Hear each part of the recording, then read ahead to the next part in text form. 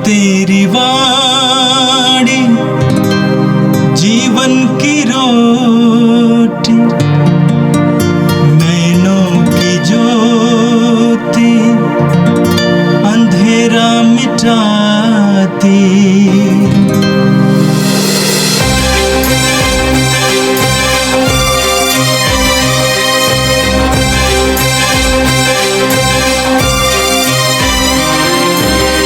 प्रभु तेरी वाणी जीवन की रोटी, नैनों की ज्योति अंधेरा मिटाती।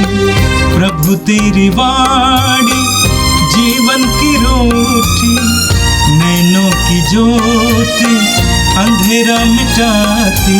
वाणी वाणी वाणी वाणी वाणी पवित्र है, शाश्वत है, जीवन का मन्ना है। 28 दिसंबर मंगलवार। पहला पाठ संत योहन का पहला पत्र, अध्याय 1 वाक्यांश 5 से अध्याय 2 वाक्यांश 2 तक। हमने जो संदेश यीशु मसीह से सुना है और तुमको भी सुनाते हैं, वह यह है, ईश्वर ज्योति है और उसमें कोई भी अंधकार नहीं।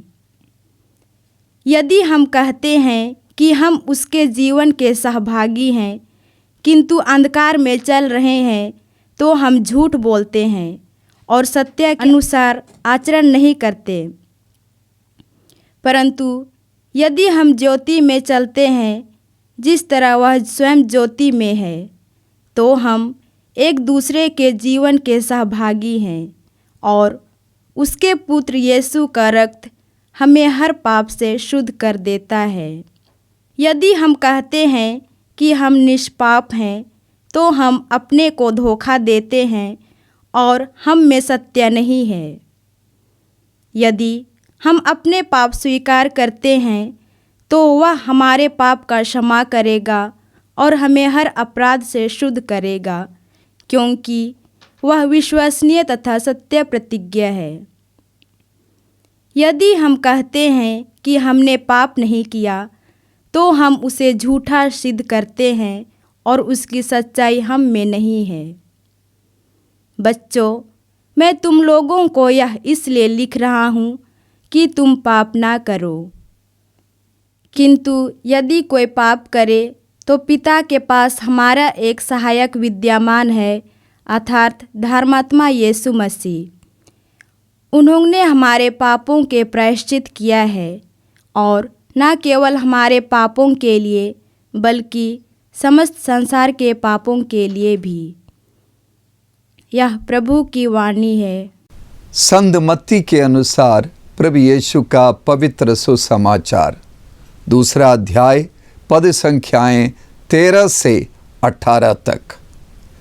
ज्योतिषियों के जाने के बाद प्रभु का दूत यूसुफ को स्वप्न में दिखाई दिया और यह बोला, उठिए, बालक और उसकी माता को लेकर मिस्र देश भाग जाइए। जब तक मैं आपसे न कहूँ वहीं रहिए, क्योंकि हेरोद मरवा डालने के लिए बालक को ढूंढने वाला है। यूसुफ उठा और उसी रात बालक और उसकी माता को लेकर मिस्र देश चल दिया। वो हेरोद की मृत्यु तक वहीं रहा, जिससे नबी के मुख से प्रभु ने जो कहा था वो पूरा हो जाए, मैंने मिस्र देश से अपने पुत्र को बुलाया। हेरोद को यह देखकर बहुत क्रोध आया कि ज्योतिषियों ने मुझे धोखा दिया है। उसने प्यादों को भेजा और ज्योतिषियों से ज्ञात समय के अनुसार बतलहेम और आसपास के उन सभी बालकों को मरवा डाला जो 2 बरस के या और भी छोटे थे। तब नबी यिर्मयाह का यह कथन पूरा हुआ, रामा में रुदन और दारुण विलाप सुनाई दिया। राखेल अपने बच्चों के लिए रो रही है और अपने आंसू किसी को पोंछने नहीं देती, क्योंकि वे अब नहीं रहे। यह प्रभु का पवित्र सुसमाचार है। क्रीस्त प्रभु की जय। प्रभु यीशु में मेरे प्रिय भाइयों बहनों, मुक्तिदाता यीशु का जन्म हुआ है। उस क्रिसमस त्योहार की खुशी और उमंग में हम समय बिता रहे हैं, और वास्तव में खुशी मनाने का ये अवसर है। लेकिन आज का दिन, जब हम निर्दोष बालकों का पर्व मना रहे हैं, लगता है कि क्रिसमस की खुशी में कुछ रुकावट आती है। दुख और मातम का एक माहौल छा जाता है जब हम उन निर्दोष बालकों के कत्ल के बारे में सुनते हैं, मनन करते हैं। ईश्वर की एक अनोखी योजना है, और हमारी मुक्ति योजना के अंतर्गत ये भी एक हिस्सा है। राजा हेरोद के बारे में बताया जाता है कि वो यहूदिया का पहला राजा था जो मकाबियों के राजवंश के बाद पहली बार छल कपट से, धोखेबाजी से सत्ता में आया। हेरोद के पूर्व मकाबियों का उत्तराधिकारी राजा था, लेकिन हेरोद ने उसे पदच्युत कर दिया। रोमियों के साथ कूटनीति करके अपने पैसे और ताकत के बल पर राज सिंहासन पर विराजमान हो गए। हेरोद कोई यहूदी नहीं था, वो इदुमिया वंश का था, और इसने रोमियों के साथ ऐसा खेल रचा कि वो यहूदियों का राजा बन गया।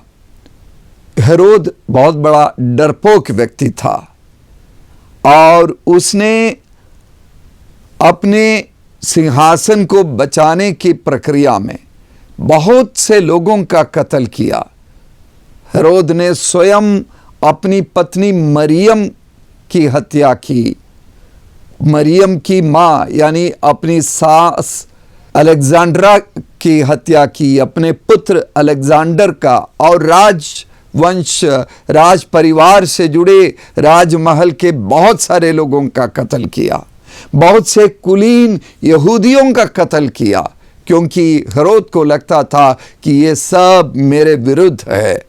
इस तरह की हीन भावना से, डर के आतंक में वो रहता था। और इसी तरह जब ज्योतिषी तारे का अनुगमन करते हुए, दुनिया के मुक्तिदाता की खोज करते हुए जब यरूशलेम आए, उन्होंने एक गलती की। वे गलत जगह पर पहुंच गए, रास्ता भटक गए। वे पूर्व देशों से अपने ऊंट के ऊपर या घोड़े के ऊपर जिस किसी भी तरीके से यात्रा करके आ रहे थे, उनका कारवां यरूशलेम के महानगर में जब पहुंचा, तब वे उस शहर के चकाचौंध में उस तारे को ना देखकर नीचे देखने लगे, अलग अगल बगल में देखने लगे, और उन्हें राजमहल दिखाई दिया, और वे राजमहल में प्रवेश करके राजा से रास्ता मांगने लगे। और राजा दुर्विचार के आदमी थे, उन्हें सब कोई अपना विरोधी मालूम होता था। जब उन्होंने सुना कि यहूदियों का किसी राजकुमार का जन्म हुआ है, वो घबराने लगे। उन्हें लगने लगा कि उनके सिंहासन डगमगाने वाला है और उनकी गद्दी छीनी जाएगी।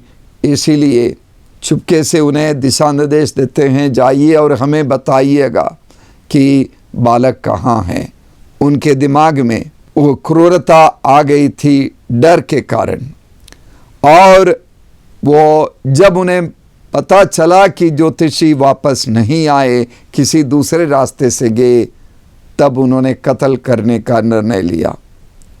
ज्योतिषियों को देखिए, वे रास्ता भटक गए थे, लेकिन बाद में उन्हें राजमहल से निकलते समय फिर से तारा दिखाई दिया और तारे का अनुगमन करते हुए अपनी गलती को सुधार कर वे गए और यीशु के दर्शन कर लिए और स्वर्गदूतों के दिशा निर्देश के अनुसार वे दूसरे रास्ते से चल दिए।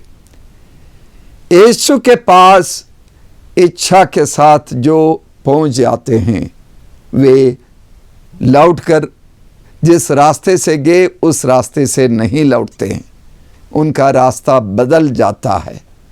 वो रास्ता राजमहल की ओर जाने वाली चौड़ी सड़क नहीं होगी, कटीला रास्ता होगा, संकट भरा रास्ता होगा, लेकिन उस रास्ते से यीशु के दर्शन करने वाले, यीशु के भक्त, यीशु के शिष्य खुशी से चलना चाहेंगे।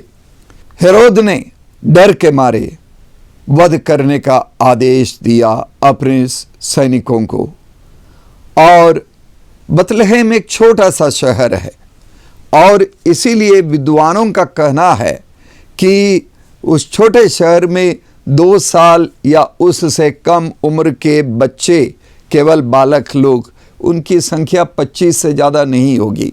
उन सारे बच्चों को खोज करके बड़ी क्रूरता, बड़ी निर्ममता के साथ उन सिपाहियों ने उनका कत्ल किया।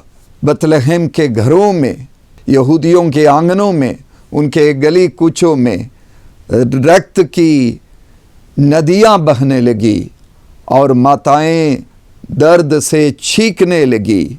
और इसीलिए संतमत्ती अपने सुसमाचार में यिर्मयाह नबी के भविष्यवाणी, यिर्मयाह के ग्रंथ के 31वें अध्याय के 15वें पद का उद्धरण करते हैं। रामा में रुदन और दारुण विलाप सुनाई दिया, राखेल अपने बच्चों के लिए रो रही है और अपने आंसू किसी को पहुंचने नहीं देती, क्योंकि वे अब नहीं रहे। हेरोद के तानाशाही का परिणाम इस कत्ल के रूप में हम देखते हैं।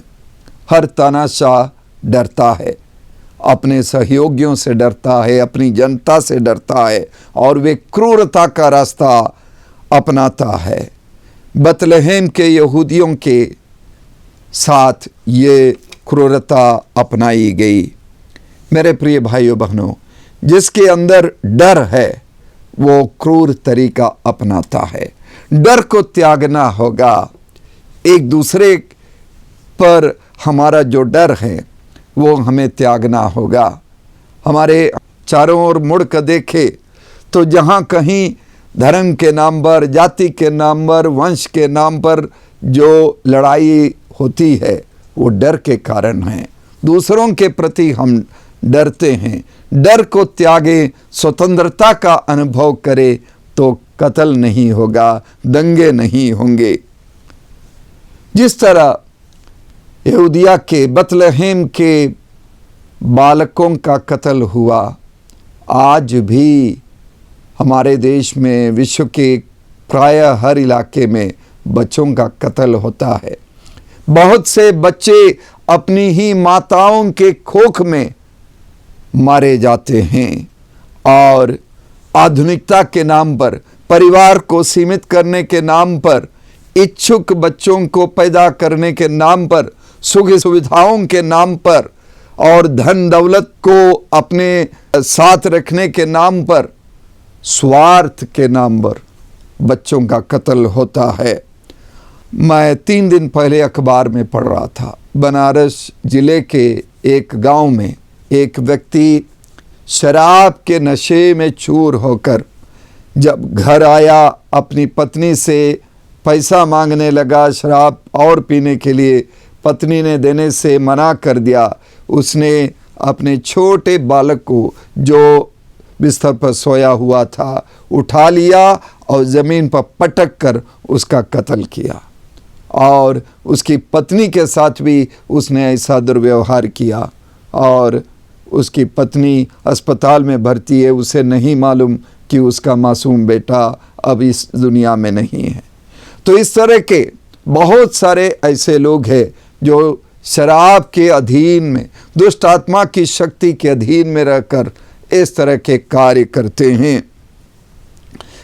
और बहुत से बच्चों का कत्ल या उनकी मृत्यु इसलिए होती है क्योंकि उनके साथ शोषण किया जाता है।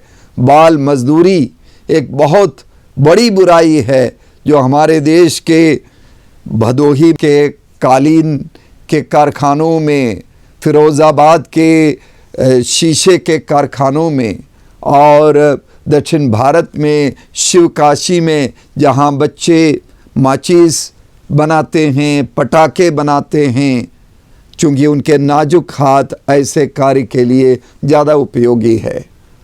वो बच्चे 4 बजे भोर में अपने घरों से उठा लिए जाते हैं, ट्रक में भरे जाते हैं और कारखाने जाते हैं। वहाँ पर विषम परिस्थिति में पटाखे वगैरह बनाते हैं, सल्फर और फॉस्फेट वगैरह उनके फेफड़ों में जाता है। कम उम्र में ही टीबी के मरीज बनकर वे मर जाते हैं। इस तरह मेरे प्रिय भाइयों बहनों, बच्चों का कत्ल, निर्दोष अबोध बच्चों का कत्ल हमारे चारों तरफ है। उन बच्चों को जो बेतलहम के थे, उन्हें शहादत की ज़रूरत नहीं थी। वे बच्चे थे, निर्दोष थे, पवित्र हैं। जो अपवित्र हैं, जो पाप में हैं, उन्हें प्रायश्चित के तौर पर परित्याग करना पड़ता है, बलिदान देना पड़ता है। लेकिन इन बच्चों की उसकी ज़रूरत नहीं थी। फिर भी वे प्रभु यीशु के लिए उन्होंने अपनी जान दे दी। प्रभु यीशु क्रूस पर मरने वाले हैं।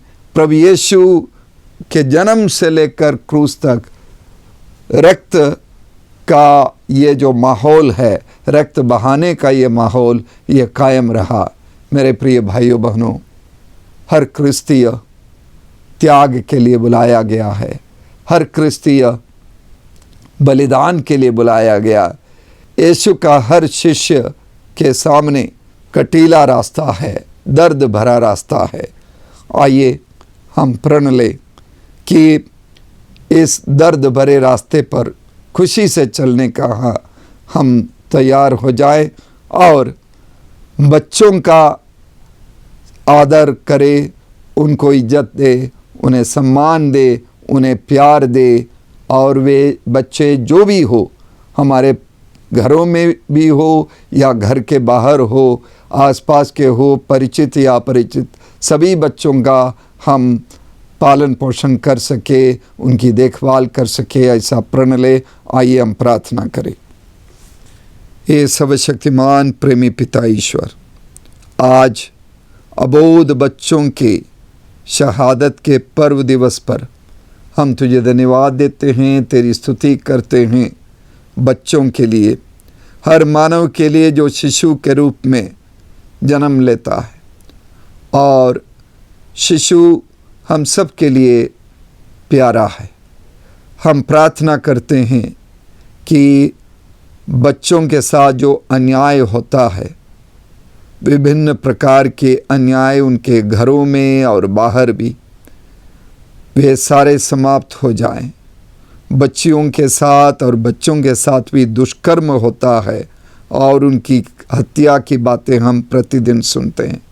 ये सारी बातें समाप्त हो जाए। लोगों के हृदयों में बच्चों के प्रति प्रेम हो, दया हो, अनुकंपा हो। प्रभु जी, हमें ऐसी कृपा दे कि हमें ऐसी धार्मिकता दे कि हमारा समाज प्रेम, भाईचारा, दया और करुणा के मार्ग पर चल सके। हम ये प्रार्थना करते हैं हमारे प्यारे प्रभु यीशु के द्वारा, आमीन। प्रभु तेरी वाणी जीवन की रोटी, नैनों की ज्योति अंधेरा मिटाती। वाणी वाणी वाणी वाणी वाणी, पवित्र है, शाश्वत है, जीवन